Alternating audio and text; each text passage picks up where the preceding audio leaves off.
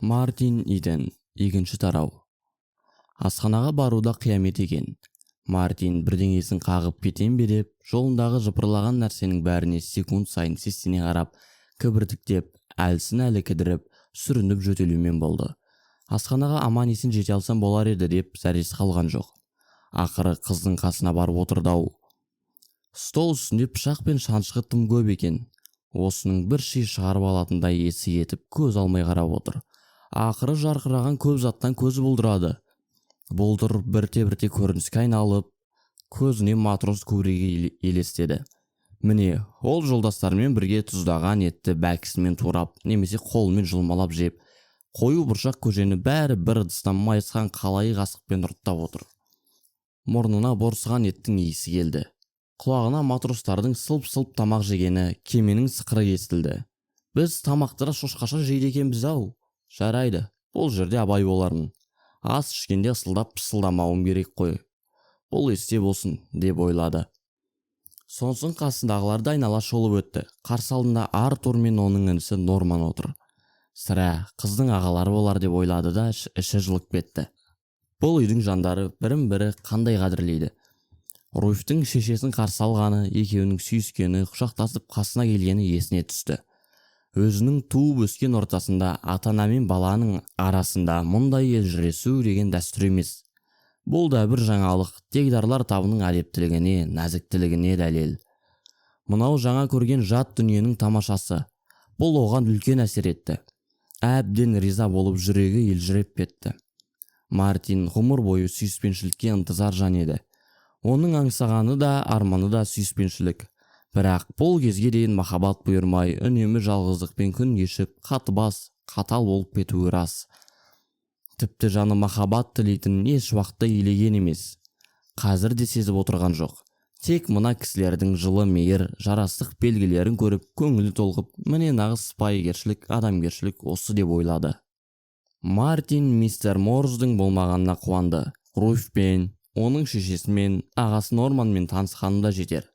Артурды азда болса білем ғой, ал бұл жолы әкесімен де танысуым артығырақ шығар деп отыр. Бүгінгіде еш уақытта да ауыр міндет атқармаған секілді. Тірінің азап екен, маңдайы тершіді, бұрын қылмаған жайларының әрдайым қыбын табамын деумен әбігер. Ең әуелі алдындағы асын соғынбай әдеппен ала білу керек. Қолы тиіп көрмеген құралдарды ретті жерінде ғана орнымен пайдалана білмек керек. Ол үшін ешкімге сездірмей әуелі бәрін байқап алуға тиіс. Айналасынан алған әсерімен байқаған жаңалықтың бәрін ақыл елегінен өткізіп үлгеру де шарт. Бір жағынан Руфьке көңіл ауып отыр. Қыздың дәрежесінде биікке қалай көтерілемін деп ойы шарқ ұрады. Көңілі алыста, көзі айналасындағы кісілерде, пышақ пен шанышқының қайсысын қалай ұстар екен деп ара-тұра алдындағы Норманға немесе өзге біреуге көз қиығын тастап қояды. Бір жағынан әркімнің түр сипатын, мінез құлқын зердесіне тоқып оны Руфьке қатынасын әбден анықтауға тырысты. Отырған кісілермен сөйлеспей, айтылып жатқан әңгімеге құлақ қоймай, ретті жерінде тиісті жауабын қайтармай тағы болмайды. Біреумен әңгімелескен кезде бұрынғы бейпіл ауыз болып, үйренген әдеті бойынша жарамсыз сөз айтып қалмауын қадағалауы да керек. Осының бәрі аздай даяшы деген тағы бір бәле қыр соңынан қалмайды. Ол дыбысын сездірмей қасына төніп келіп, үнсіз мөлие қарағанда не айтып, не қоярын білмей сасады. Саусақ шылайтын ыдыс есінен шықпай қойды. Қайта-қайта ойына оралып, қандай болады екен, қашан әкелер екен деумен болды. Бұған дейін естігені болмаса көргені жоқты. Енді мүмкін 1-2 минуттан кейін көріп те қалар. Ас артынан саусағын сумен шылайтын мырзалармен қазір бір столда отырған жоқ па? Олай болса өзі де саусағын жылы суға малатын шығар. Оны ерекше абыржытқан тағы бір хал. Өзін-өзі қалай ұстау керек? Қандай қалып көрсеткені жөн? Осын ойлап әбден басы қатты. Кейде бұларға өзгеше бір мінез көрсетсем қайтеді деген ой келеді. Бірақ өмірімде монтансып көрмеген мен үйлестіре алмай құрбекер ақымақ болып ұятқа қаларым деп жүрегі дауаламайды. Осылайша ойы әр тарапқа жүгіріп, Мартин түскі ас үстінде біраз уақыт тым-тырыс тұйық отырып қалған. Тегі бұл қалпы Артурдың сөзін бекерге шығарғандай. Өйткені ол түскілікке бір тағы адам әкелем. Абыржып жүрмеңдер, мінезі өте қызық жігіт деп үй ішінде ескертіп қойғанды. Мұны Мартин білген жоқ. Руфьтің ағасы бір өлімнен арашалап қалған серігі ұятқа қалдырар деп күткен жоқ. Тек өзін өзі құбыжық көріп жабырқап, әрі төңірегіндегінің бәріне таң тамаша болып стол басында отыра берді. Ас адамның арқауы ғана емес екенін жаңа түсініп отыр ол. Бұрын не ішіп не жеген елемей тұғын. Ас ішу тек құрсақ толтыру, тойыну деп білетін. Ал мынау дастархан басында өзінің көркемдікке деген талғамына қанағат тапқандай, ол ас алудың да эстетикалық мәні барын аңғарды. Айта берсе парасатқа да жатқызуға болатын тәрізді. Өйткені ас үстінде ақыл ойы дамыл көрген жоқ. Осында түсініксіз немесе тек кітапта ғана кездесетін көп сөз естілді. Өз ортасына шыққан пақырлардың оған тілі де келмес еді. Ал мына қыздың семьясы мүдірмей сөйлесіп отыр. Кітаптан оқыған не тамашаның бәрі шындық екен ғой деп ойлады ол. Арманына бүгін қолы жеткендей, қиялы өмір шындығына айналып кеткендей көрді. Бұрын тұрмыстың биік сатысына көтеріліп көрмеген Мартин өзіне жұрт назарын аударғысы келмей көп тыңдап аз сөйледі. Қыз тіл қатса иә мис, не жоқ мис деп, қыздың шешесі бірдеңе айтса иә мәм, немесе жоқ мәм деп қысқа жауап қайырып отырды. Қыздың ағаларымен сөйлескен кезде теңіз тәртібі бойынша құп болады сэр деп те жаздаған. Бұлай десе жұрт алдында бейшаралығын көрсетіп алмақ. Ендеше қызға нау үшін аузына сақ болуы абзал. Асылы, кіс алдында кішірейетін не бар, Құдай біледі. Осылардың ешқайсынан кем емеспін деп ойлады ол. Олар менен гөрі білімді, көп нәрседен хабардар екен рас. Бірақ мен де өмір тәжірибесінен осылардан бәріне сабақ беруге жараймын. Сөз арасында қыз немесе оның шешесі мистер Иден десе, көңілдегі кикілжіңін ұмытып, жайраңдап қалады. Қазір ол тоқтаулы, мәдениетті кісі болып отыр. Я, әлбетте, солай деп қояды. Және бұрын кітаптан ғана білетін адамдардың қауымында қатар түзеп отыр. Өзі де солар сықылды кітапқа жазылып, том бетінде шалқып жүргендей болды. Мартин, Артур айтқандай, тағы да адам сияқты емес. Қойдан да қоңыр көрінді. Қайта қай жеріне мін табады деп ылғи қобалжумен болды.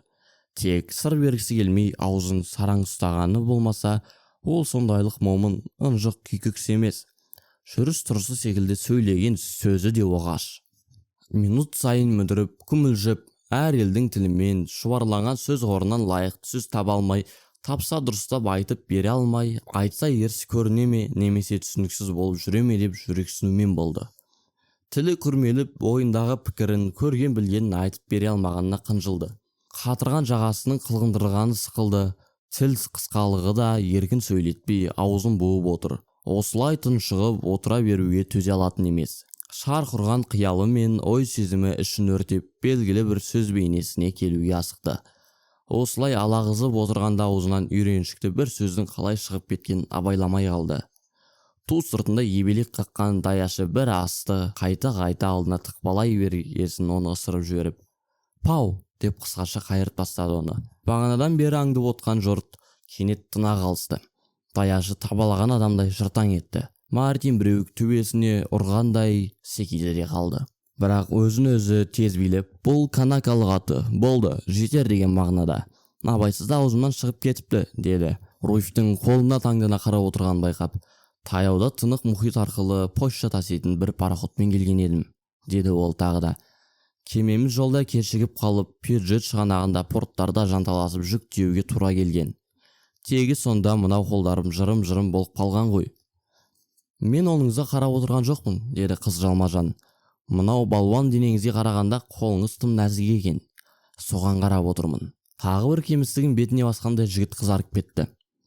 Я, жұдырығым кішкенелеу екені рас, деді ол қынжылғандай. Бірақ бұлшық етін тастай, сілтегенім құр кетпейді. Біреуді ауыздан опырайта соқсам қолым қанайды. Мартин бұл сөзді айтып салды да аңдаусыз әлдене сөйлеп кеттім-ау деп өкінді. Бұрын көрмеген білмеген Артурға ара түсіп ерлік жасапсыз, деді Руфь ұялтпайын дегендей. Жігіт қызарып кетті. Бірақ оның себебін қыз түсінген жоқ. Мартин қыздың сыпайы ершілік жасап отырған сезді, риза болды. Бұған онан сайын масайрап, түк емес тәйірі, деді ол. Менің орында кім болса да сүйтер еді. Бейбастағы әулекі шайка өз-өзінен алабұртты емес пе? Артур оларға тиіскен жоқ. Қайта бәрі бірдей жабыла кеткен өздері. Мен де бара келіктім, ой сазайын бердім-ау не керек. Қолым жара болғанша соқтым. Бәлем біразысын қақсам керек. Тек өзім дұрыс жасағанмын. Соған енді қуанып та жүрмін. Менің бір жақсы жерім осындайда. Мартин ағат кеткенін аңғарып кілт тоқтады. Аузын жабуға шамасы келмей аңырайды да қалды. Қызбен қатар отыруға, бір ауамен демалуға татымайтын жексұрын екенін сезді.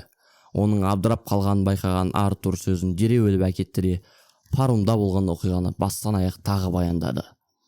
Бір топ мас бұзақы Артурға басталған.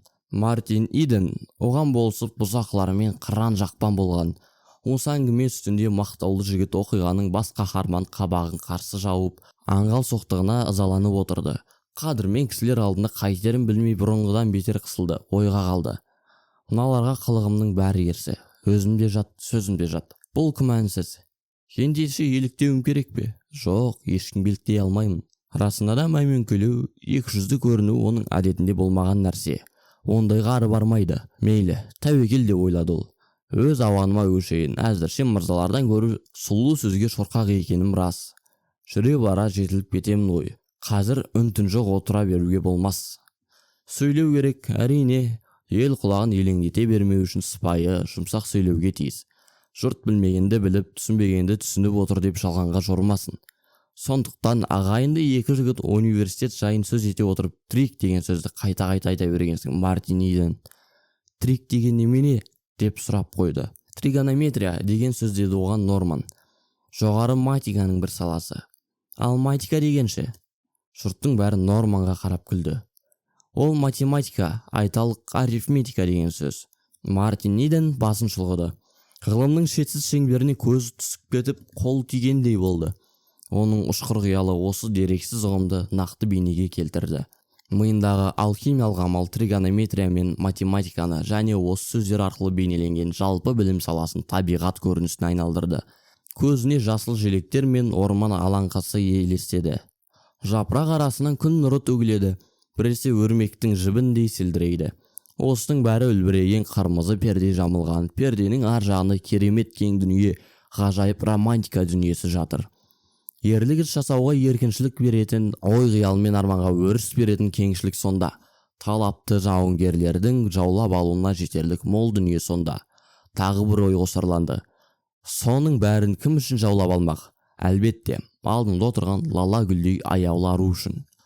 Бағанадан бері Мартин Иден тағылығын көрсетсегенде ұтылып отырған Артур көз сұндырған осы көріністерді бұзып жіберді. Мартиннің серті есінде еді. Тартынбай ойына келген бір әңгімені бастап кетті. Алғашында азырақ күрмелгені рас. Көп ұзамай творчествоның қызығына еріп, өмірді өз білігінше баяндауға тырысты. Ол контрабандистердің Алкион атты желкемесіне матрос болыпты. Бір күні бұларды таможня катері ұстайды. Мартин өмірді көре көргенін де айта білетұғын. Бұрқанған теңізді, кемені, ондағы адам суреттегенде тыңдаушылардың бәрін еліктіріп, ертіп әкетті.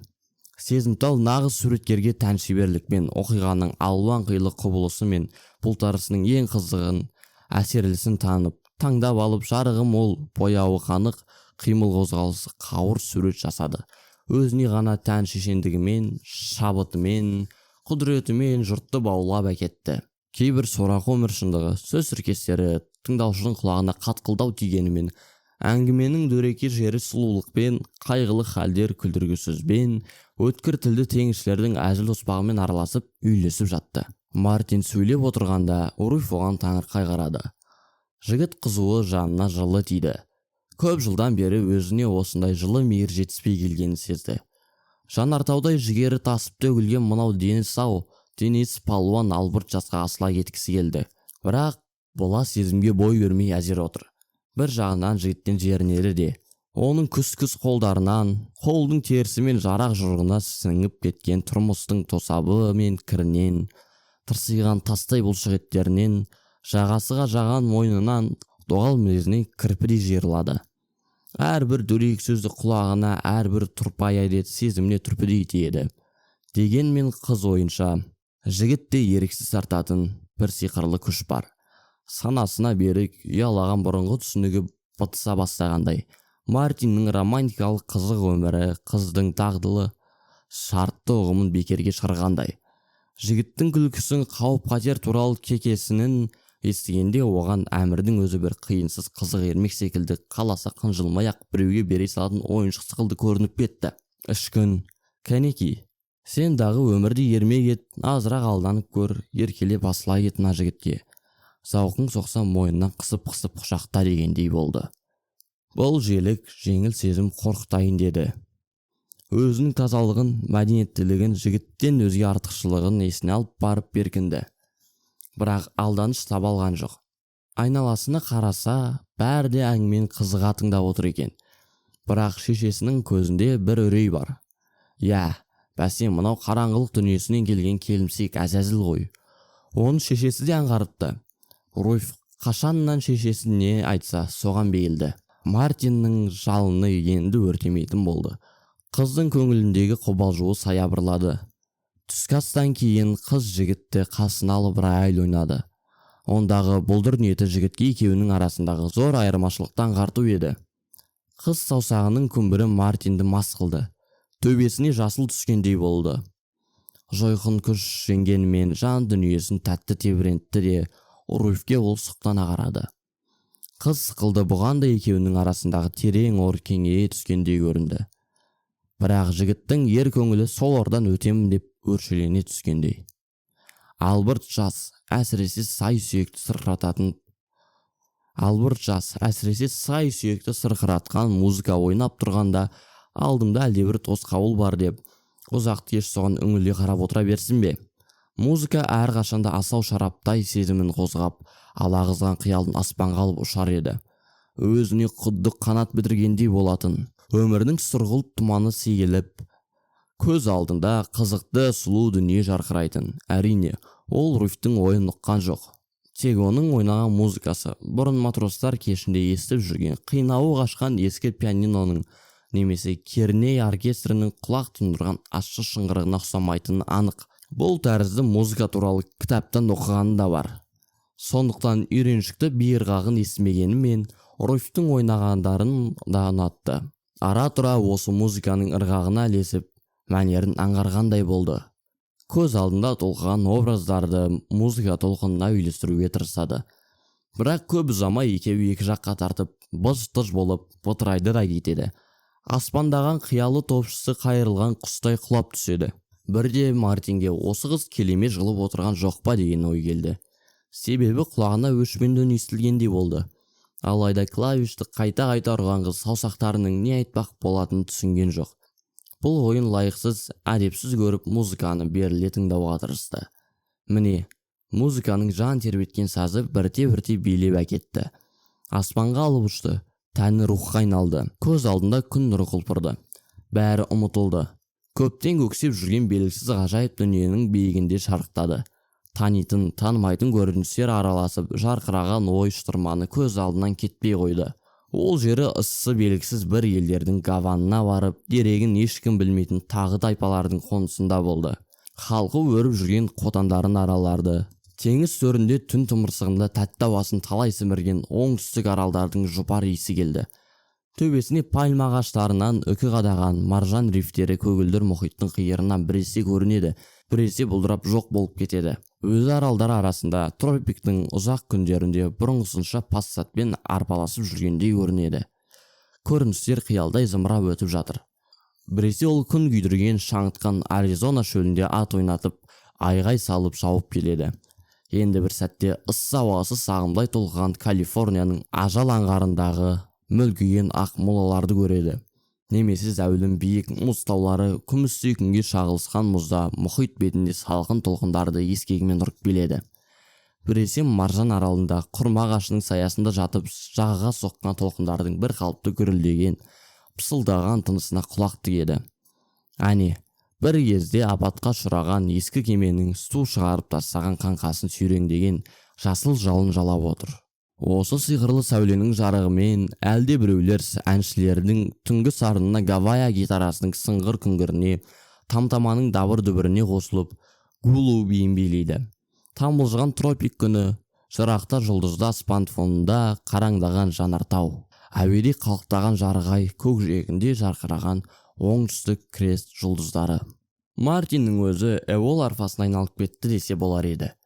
Өмірінде көрген білгендерінің бәрі соның сым шегі. Қыз ойнаған музыка осы шекті тербеткен жел.